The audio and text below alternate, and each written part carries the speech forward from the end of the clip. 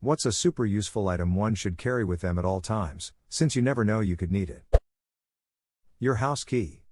Your driver's license. I hope my wife finds this comment. Is your wife my wife? If so, I too hope she finds this comment. Then again, she's probably too busy leaving every Ziploc bag in the house open. How many Ziploc bags are laying around and what is in them? Shredded cheese. Dog treats. All of the baked goods she makes go in gallon-sized Ziploc. There are a lot of packages that have a Ziploc zipper on them. She leaves them all open. Sounds like y'all need some Tupperware. Then one corner is just left open. It's like nothing can be closed. Roll of paper towels in your vehicle. Surprise nosebleed. TP if you're out in the woods for any reason and need to go. A bug smashes right in the eye view of your windshield. Stepped in some dog duck walking to car. Etc. etc. I always have a stack of napkins in the glove box for exactly this. It's easily one of the best driving tips I learned early on, along with cleaning the windshield and wipers every time you fuel up.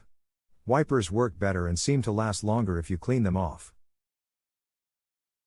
Exactly what I was going to reply. Whenever I get fast food, I just put the extra napkins in the glove box. Have got plenty now. If I get pulled over, I'll have to hand the officer a handful of napkins. Here, hold this for a second while I dig out what I need. Oh, here's some more napkins. I went through this other day when I went to get my car inspected. Guy at the garage asked for my registration. I opened the glove box and a cascade of napkins fell out. Reminds me of the parking tickets in Liar, Liar. Here goes. I sped. I followed too closely. I ran a stop sign. I almost hit a Chevy. I sped some more. I failed to yield at a crosswalk. I changed lanes at the intersection. I changed lanes without signaling while running a red light and speeding. Inhales.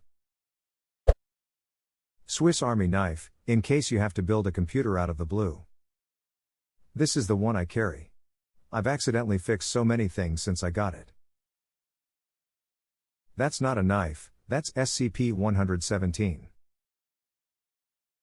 Containment breach. Redacted. Expunged. Nothing to see here, also I know who you are anyhow. I live pretty far from many stores and services, so driving long distances is a common occurrence. I have learned over the years what needs to be kept in the car at all times. Inside a gallon bucket with a lid is toilet paper, baby wipes, paper towels, a pen, pencil and a Sharpie. Scotch tape. Sunscreen and bug spray, first aid and common OTC medications, menstrual supplies, sporks and straws, enough bags for every passenger to puke into, a brush, deodorant, little toothbrush, mouthwash, cash and change, a Leatherman and a small pair of scissors. Edit. I have since added a small flashlight and a lighter. Edit. Tie for the precious metal type goodies, kind strangers. A pen. I made one to keep in my wallet. It is made from a cut-down ink insert from a regular pen, 2 short lengths of telescoping antenna, and 2 rubber caps. I cut 2 slots in the leather middle crease of my wallet and it stays in there. It is probably the most clever, useful thing I've ever made. Can I see a picture of this? Having a hard time imagining it.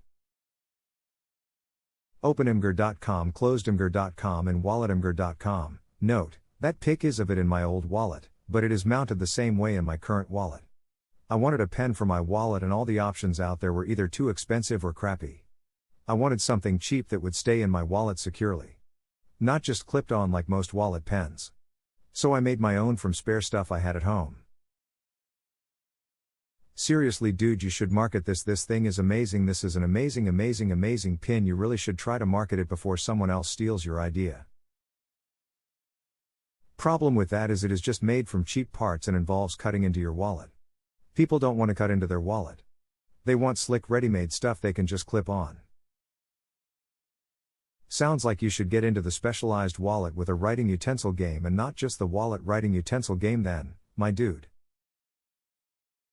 A wallet made of lead so you can write with it, even underwater. I keep jumper cables in my trunk just in case I gotta sway someone's opinion. Hi, you're Roger Simon 10's dad. Aw duck, I can't believe you've done this. Context? Roger Simon 10 exclusively writes comments that involve his father beating him with jumper cables. Used to his father probably killed him, rip. Beat him with the cables attached to a battery. A lighter, even if you don't smoke. Candle goes out in a restaurant? You got this. A smoker lost their lighter? Instant new buddy. You have a bottle of liquor and a problem? Create a Molotov and with a Bortles you'll have changed your problem into an entirely different one. I worked as a bartender back in the day, didn't smoke but always carried a few Bic lighters on me. Smokers tend to be pretty generous if you enable their vice. I had a lady in a casino offer me $1 for a cigarette once. Now I always take extra just in case it happens again. It's pretty much the only way of making a profit in a casino. In the military, bumming smokes to people will earn you so much leeway you can get away with murder. It's absolutely insane. So what's your body count? Before I answer that, you gotta smoke? Sure do, Benson Hedges Ultra Light Menthol. So you're Navy? Nah, I wanted to offer the worst cigarette I could think of, and I used to work in a retail pharmacy that elected to stop selling cigarettes. And when we clearanced out the dregs to 90% off, nobody would touch those duckers. I think someone finally hopped the counter, stole them, and we wished them the best. Baby wipes. Holy moly, the usefulness of baby wipes is insane. Need to clean your hands? Baby wipes. Need to clean a stain? Baby wipes. Need to wipe down a desk or laptop? Baby wipes. I never go anywhere without baby wipes now. Need to wipe a baby? Baby wipes. Let's not go too far here. Flashlight has come in very handy more than a few times whenever the power went out in our office building. Do you guys not have phones? Not everyone works at Blizzard Entertainment. There it is. I am a med student and was taught to always bring a set of medical gloves, just in case something happens so that I can help and don't have to worry about infections. Haven't needed them yet and sincerely hope I never will. It's going to look really suspicious if I follow all this advice at once. Gloves, a lockpick set, a bandana, a lighter, a knife, a gun, and baby wipes.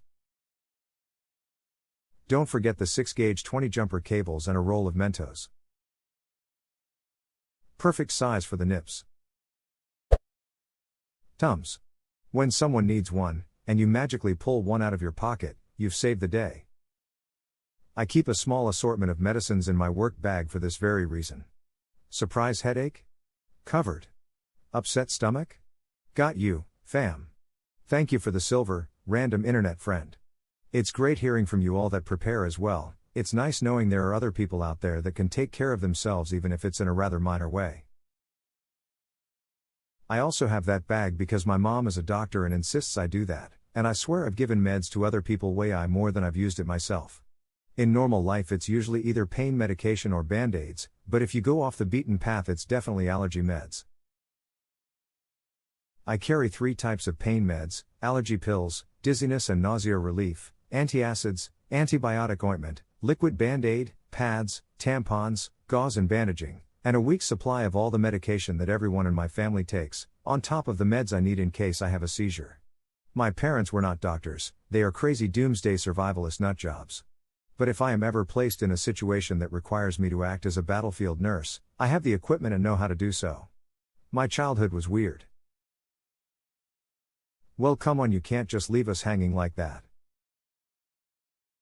What do you want to know? I mean, for my 7th birthday I got the Army Rangers Survival Guide in hardback and a Bowie knife, which helped because that was the year that my parents decided to live off the grid and in the wilderness.